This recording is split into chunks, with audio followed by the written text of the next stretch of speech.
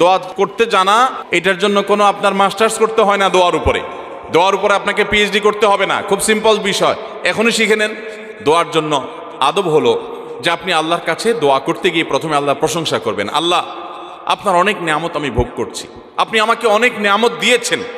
স্বীকৃতি দেওয়া যে আল্লাহ আমি সুস্থ, অনেকে সুস্থ না। আল্লাহ আমি পঙ্গু না, অনেকে পঙ্গু। আল্লাহ আমাকে আপনি কত কিছু দিয়েছেন যেটা অনেককে দেন নাই। আমার চোখ দুটো ভালো, আমার অনেক নিয়ামত আমি আপনার ভোগ করছি। আল্লাহ, আমি আপনার নিয়ামতের শুকরিয়া আদায় করছি, স্বীকৃতি দিচ্ছি, কৃতজ্ঞতা আদায় করছি। হে আল্লাহ, আপনার রাসূলের প্রতি আপনি রহমত নাজিল করেন।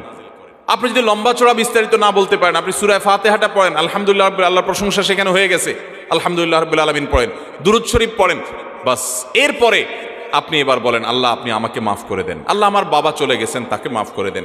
আল্লাহ আমার মা দুনিয়া থেকে চলে গেছেন, তাকে মাফ করে দেন। ভাইরা আমার, আসল কথা হলো আমরা সেই ব্যথাটাই অনুভব করি না। আপনার মৃত আত্মীয় স্বজনের জন্য যদি আপনার সেই ফিলিংস কাজ করতো তো চোখের পানি ফেল করে আসতো। আপনি যদি আল্লাহর কাছে কোনো কিছু মায়ের পেঁচ দিয়া অর্থাৎ সুন্দর করে সাজায়া গোছায়া বলতে নাও পারেন, আপনি নিশ্চিত থাকেন শুধু চোখের পানিটা যদি আপনি ফেলেন, চোখের পানিও আসে না, শুধু কান্নার ভান করে আপনি যদি আল্লাহর দিকে হাত তুলে আপনি যদি সময় কাটান এবং কিছু বলার চেষ্টা করেন, আল্লাহ রাব্বুল আলামিন আপনার দিলের ভাষাও পড়তে পারেন। আল্লাহ তাআলা আলিমুম বিযাতিস সুদূর, তিনি বান্দার মনের খবর কি সেটাও জানেন। আল্লাহর কাছে গোপন বলতে কোনো কিছু। অতএব ভাইরা আমার, আমরা দোয়া করতে জানি না, এই অজুহাতে সারা জীবন দোয়া থেকে মাহরুম থাকা চলবে?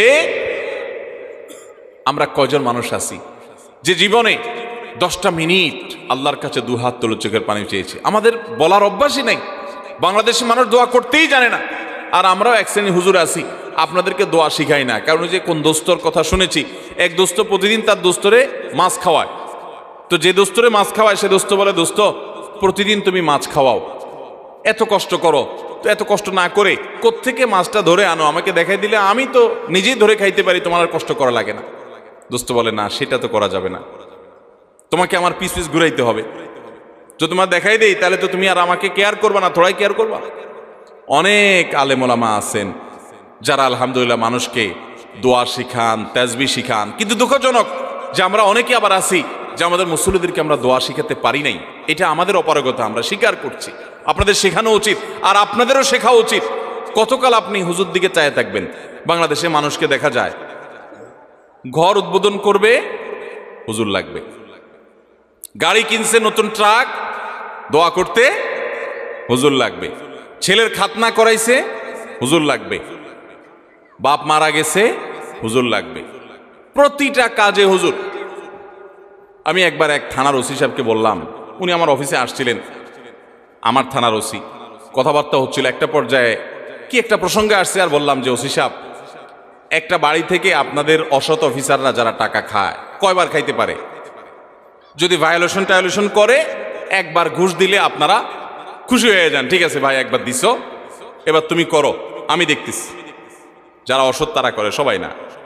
কিন্তু একজন মানুষ যখন বাড়ি করে তখন কিন্তু এই দোয়ার যে আনুষ্ঠানিকতা আছে, এই আনুষ্ঠানিকতার মাধ্যমে এলাকার হুজুর কিন্তু কয়েক দফায় টাকা পায়। কিভাবে? আমি দেখেছি যে অনেক ইমাম সাহেবদেরকে দিয়া প্রথম কোপ দেওয়ায়, যে বহুতল ভবন হবে এখানে, হুজুর প্রথম কোপটা আপনি দেন, তাহলে হুজুর সেখানে একটা টাকা পাইল। একবার হইল নি? এরপরে যখন ছাদ ঢালাই হয়, সেন্টারিং হয়ে গেছে, যখন ছাদ ঢালাই হবে, আবার হুজুরে ডাকে, হুজুর আপনি একটু দোয়া করে দেন যেন ভাইয়া না পড়ে। দ্বিতীয় দফা হইল নি? এরপরে ছাদ ঢালাই হওয়ার পরে বিল্ডিং যখন কমপ্লিট হয়ে যায়, এবার প্রতিটা ফ্ল্যাটের মালিকরা আলাদা আলাদা করে দোয়ার আয়োজন করে, আবার হুজুর দোয়া পায়। তো একটা বিল্ডিংয়ে যদি 10 জন মালিক থাকে, যার যার ফ্ল্যাটে উঠতে আবার 10 বার দোয়া পায়, তাহলে 10 বার 10 জনের মাটির কোবে একবার 11 বার, ছাদে সেন্টারিং এর সময় একবার 12 বার, আর কমপ্লিট হওয়ার পরে একবার 13 বার। এরকম 13 বার, 14 বার, 15 বার, 5 বার, 10 বার পর্যন্ত একজন হুজুর টাকা পায়। ওসি সাহেব আমার কথা শুনে ফেল করে চেয়ে রয়েছে। যাই হোক, এখানে আবার মিলাচ্ছি না আমি যে ঘুষের সাথে এখানে হুজুরদের টাকা দেওয়া। দুনিয়াবি কাজ, দুনিয়াবি যে কোনো বিষয় হুজুররা যদি করেন সেটা বিনিময় দিলে সেটা জায়েজ আছে। কিন্তু আমি বলছি যে আপনি নিজের দোয়া নিজে করতে শিখেন, আপনি সব কিছু হুজুরের দিকে চেয়ে আছেন কেন? বাংলাদেশে মানুষ দোয়া করতে জানে। মসজিদে নামাজের পরে সম্মিলিত মোনাজাত যেসব মসজিদে চালু আছে তারা করে, বেশিরভাগ মসজিদে চালু আছে বাংলাদেশ। আপনারা দেখবেন যে কোনো ব্যক্তি হয়তো নামাজের পরে জিকির আসকার তাসবিহ যেগুলো মাসনুন ওজিফা আছে সেগুলো করতেছে, এদিকে ইমাম সব হাত তুলছে। তো কেউ যদি ওই টাইমে একটু জিকির আসকার করে তো আশপাশ থেকে দেখবে মানুষ এভাবে গুতা মারে। খেয়াল করছেন? এর মানে কি? এর মানে হলো হুজুর হাত তুলছে, তুমি বসে আছো কেন এখনো? আচ্ছা, এরপরে হুজুরের মনে করেন আজকে 4-5টা জিনিস চাওয়ার দরকার, আল্লাহ কাছে চাই ফেলছে, আল্লাহ আমাকে মাফ করে দিয়েন, নেক আমলের তৌফিক দিয়েন, হেদায়েত দান করে দিয়েন, কমন কিছু কথা চাইছে। আজকে হুজুরের কোনো অসুবিধা নাই, হুজুর এরপরে দোয়া শেষ করে দিছে। আরেকজন মানুষ দোয়া করতে করতে তিনি আজকে তার নতুন কিছু সমস্যা যোগ হয়েছে, আজকে পেটে ব্যথা আছে, দোয়া করছে আল্লাহ আমার পেটে ব্যথাটা ভালো করে দেন। তার বউর একটু অসুবিধা আছে, এটা দোয়া করতেছে। এদিকে হুজুরের দোয়া তো শেষ। যদি হুজুরের দোয়া শেষ হওয়ার পরে আবারও কিছু সময় দোয়া করে, তাও দেখবেন আশপাশ থেকে কিছু মানুষের গুতা মারে। এর মানে কি? হুজুরের দোয়া শেষ, তুমি কি করো? তার মানে ওই যে রেডিমেড দোয়ার বাইরে দোয়া আমাদের দেশে মানুষ করতে জানে। ভাইরা আমার, খুব আফসোসের সাথে কথাগুলো বলা। আমরা দোয়া করা শিখবো তো ইনশাআল্লাহ। দোয়া না করার জন্য ইবলিস আমাদেরকে একটা যুক্তি দিচ্ছে, সেই যুক্তিটা শুনেন। সেই যুক্তিটা হলো, প্রথমটা তো এটা যে আমরা দোয়া করতে জানি না, তো আমি শিখাই দিলাম দোয়া করবেন কেমনে। সূরা ফাতিহা পড়বেন, দুরূদ শরীফ পড়বেন, দোয়া শুরু করবেন, ব্যাস। বাংলা আল্লাহ প্রশংসা করে দুরূদ শরীফ নবীর জন্য করে পাঠ করে এরপর তো আল্লাহর কাছে মনের চাওয়াগুলো পেশ করবেন। নবী করিম সাল্লাল্লাহু আলাইহি সাল্লাম বলেছেন, হারাম কোনো কাজের এবং আত্মীয়তার বন্ধন ছিন্ন করার জন্য যদি কেউ দোয়া না করে, বান্দার দোয়া কবুল হবেই হবে যদি সে সঠিকভাবে দোয়া করে, অন্তর থেকে দোয়া করে। কারণ গাফেল অন্তর দোয়া আল্লাহ তাআলা কবুল করেন না। আপনার মায়ের পেঁয়াজ দরকার নাই, আপনি কোনো কথা বলতে জানেন না, ভাই যে বোবা, তারও তো মনের চাওয়া আছে, আছে না নাই? তো আল্লাহ তাআলা তার মনের চাওয়া বুঝেন না? আল্লাহ রাব্বুল আলামিন সব কিছু টের পান। অতএব আপনি অনেক সাজানো গোছানো কথা বলতে পারছেন না, কোনো দরকার নাই। আপনি যা পারেন তা বলেন, কিছু বলতে পারছেন না, শুধু চোখের পানি বলেন এবং মনের আকুতিগুলো মনে মনে বলেন, আল্লাহ তাআলা সেটা পর্যন্ত শুনতে পান। দোয়া করবো তো ইনশাআল্লাহ। দোয়া না করার জন্য ইবলিস আমাদেরকে দ্বিতীয় যে জিনিসটা শিখায় সেটা কি জানেন? বলে যে আমরা তো গুনাহগার মানুষ, আমাদের দোয়া কি আর কবুল হবে? এত পাপ করি, এত অপরাধ করি, ওনারা হুজুর মানুষ, কত আমল করেন, ওনাদের দোয়াই তো কবুল হবে, আমার দোয়া কি কবুল হবে? এটা হলো ইবলিসের সবচেয়ে বড় শয়তানি, যে আমরা গুনাহগার মানুষ, আমাদের দোয়া কি কবুল?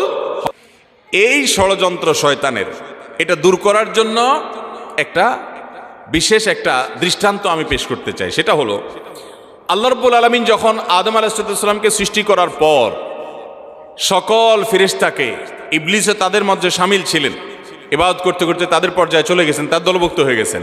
সে সহ সবাইকে যখন আল্লাহ রাব্বুল আলামিন সিজদা করতে নির্দেশ করলেন, সবাই সিজদা করলো, ইবলিস সিজদা করলো না।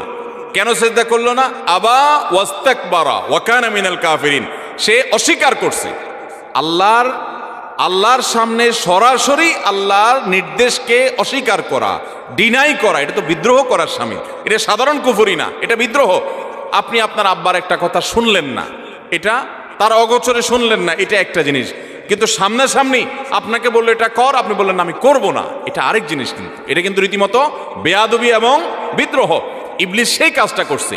বোঝার চেষ্টা করেন, এইরকম জঘন্য অপরাধ যে আল্লাহ রাব্বুল আলামিনের সামনে সরাসরি বিদ্রোহ করা, সরাসরি বেয়াদবি করা। কার সামনে বেয়াদবি? কোনো প্রধানমন্ত্রী প্রেসিডেন্টের সামনে না, যাদের সামনে বেয়াদবি করলে কল্লা উড়ে যাবে। স্বয়ং সৃষ্টিকর্তার সামনে বেয়াদবি। প্রধানমন্ত্রী এবং প্রেসিডেন্ট তো পরের কথা, দুনিয়ার সকল প্রধানমন্ত্রী প্রেসিডেন্টের বানানেওয়ালা রব, তার সামনে বেয়াদবি করছে কে? ইবলিস। বোঝার চেষ্টা করেন, পরিস্থিতিটা বোঝার চেষ্টা করেন। ওই টাইমে আল্লাহ রাব্বুল আলামিনের রাগান্বিত হওয়ার কথা কি কথা না? আল্লাহর নাফরমানি যত মানুষ, যত সৃষ্টি যতভাবে করুক, ইবলিসের চাইতে এইরকম বেয়াদবি নাফরমানি আল্লাহ সৃষ্টি জগতে কেউ করেও নাই, কিয়ামত পর্যন্ত কেউ করবেও না। এইরকম নাফরমানি করেছে, আবা ওয়াস্তাকবার, অহমিকা করেছে, দম্ভ করেছে আল্লাহর সামনে দম্ভ। ভাইরা আমার, সিচুয়েশনটা বুঝলেন তো যে পরিস্থিতি কি?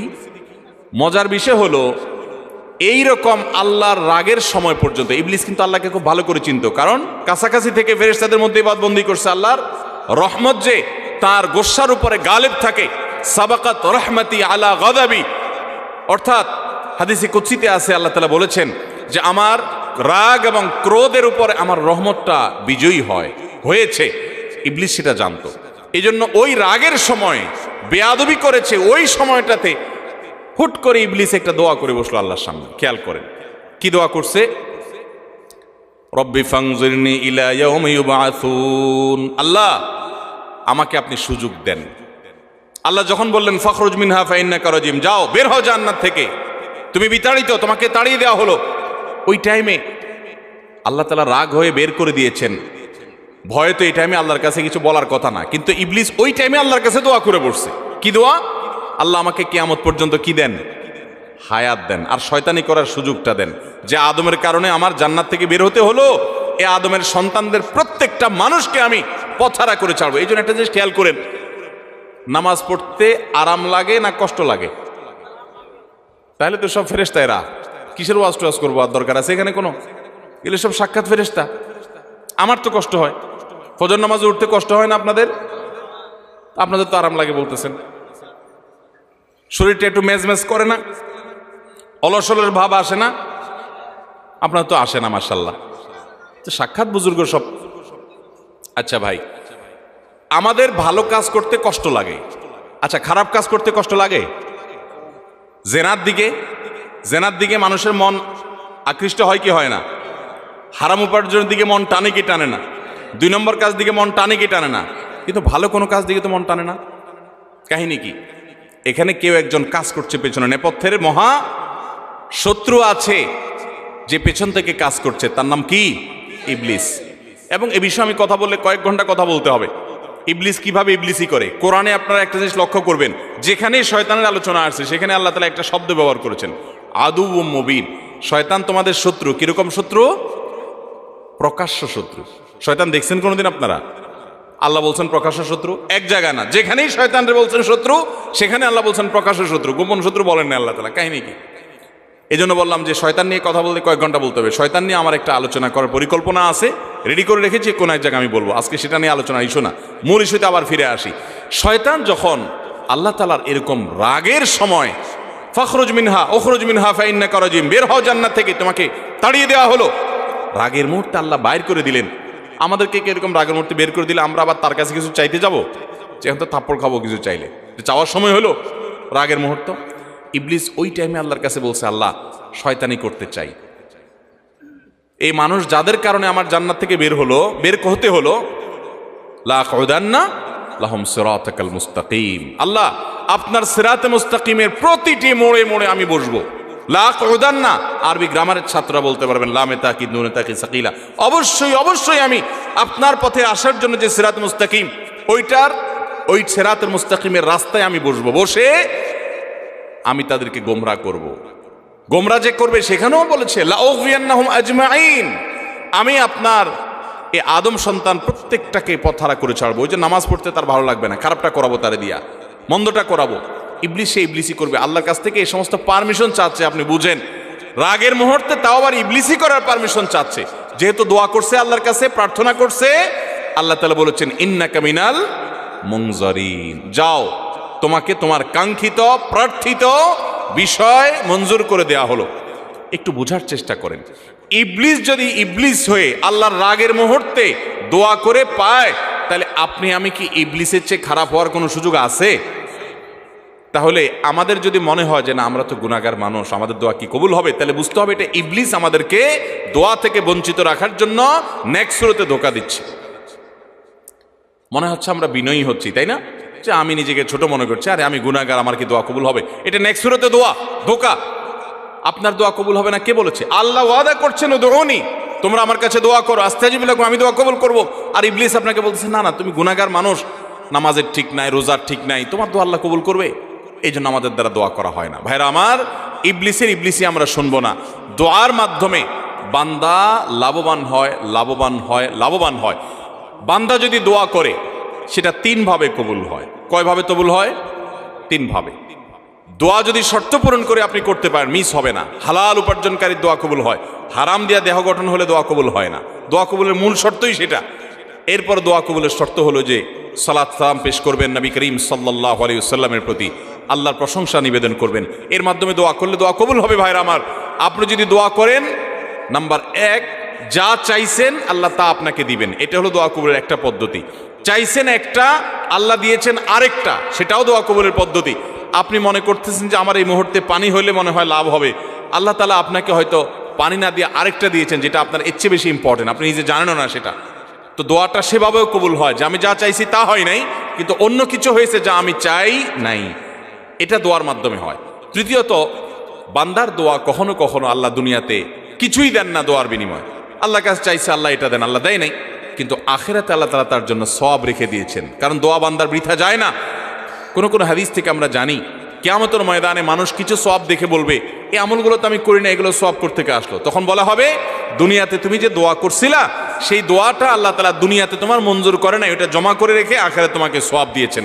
তখন সে বলবে ইস, আমার দুনিয়ার সব দোয়া যদি না মঞ্জুর হয়ে সবগুলোর বিনিময় যদি আখিরাতে অনন্তকালের জন্য পেয়ে যেতাম, কতই না ভালো হতো।